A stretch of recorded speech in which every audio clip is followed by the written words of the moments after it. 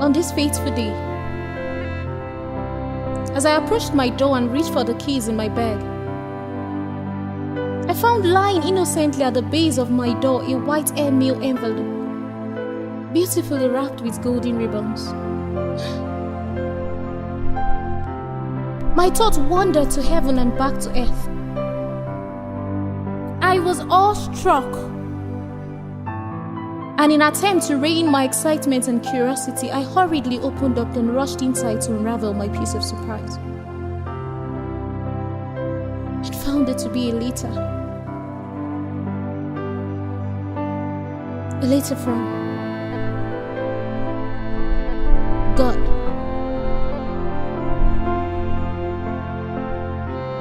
It reads, "Dear one, I have loved you with an everlasting love, and with unfailing kindness have I drawn you. I knew you before the world began, a slice of eternity on the streets of time I appointed you. And like a sculptor his clay, I formed and furnished you. Your frames, your dimensions, your tribe, race, your complexion. You are not an accident. I know right now your face should be all aglow with mingled joy and surprise, but you shall season your awe with an attent ear, and I shall speak to you. I shall speak of the days you were down, drowning in the rivers of your mistakes, that I was your rescue. I shall reminisce the times you lost hope, was suicidal, bound by addictions, that I was there for you. When sickness visited and death was at your door, was it not I who came through? I showed you the light of my salvation at a young age, my grace and mercy upon you I never disengaged. In those days, you sought me with hunger like I was your meal. Through lightnings and thunders, you never lost your zeal. In the morning, I heard your voice, and at night, I received your praises. For weeks, I was your only choice, and for months, my presence was your most treasured of all places.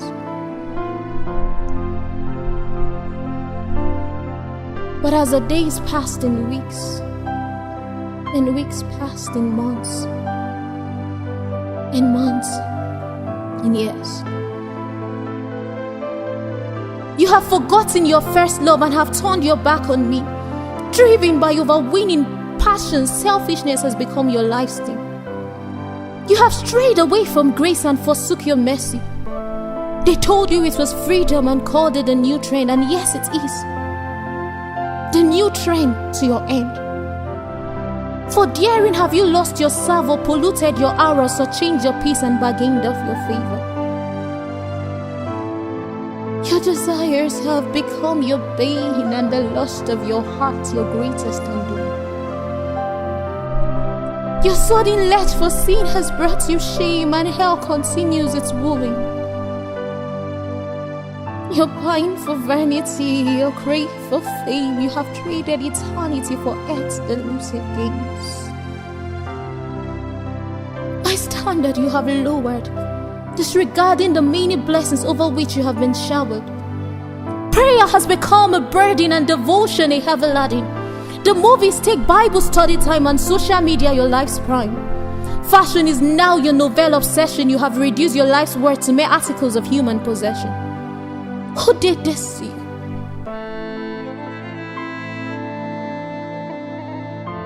Hearken therefore, my child, unto my rebuke, and your heart let it feel. Grapple them to your souls with hops of steel. For there is hope of a tree, if it be cut down, that it will sprout again, and the tender branch thereof will not cease. So, my dear, accept my loving invitation to a new beginning. Take up your cross again and come. Come to the place where mercy dwells, for there is no weight of sin my glory cannot handle. Return therefore from your sojourn to the Hades. Enough of the guilt. Stop the regret. A living dog is better than a dead lion. There is hope, my child. There is hope. Always remember this.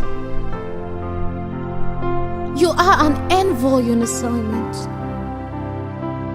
A slice of eternity on the streets of time I have appointed you. And like a sculptor, his clay I formed and furnished you, your frames, your dimensions, your tribe, race, your complexion.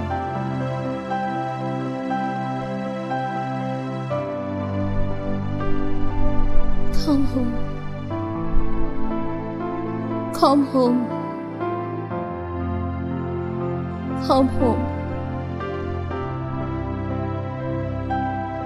Signed, God.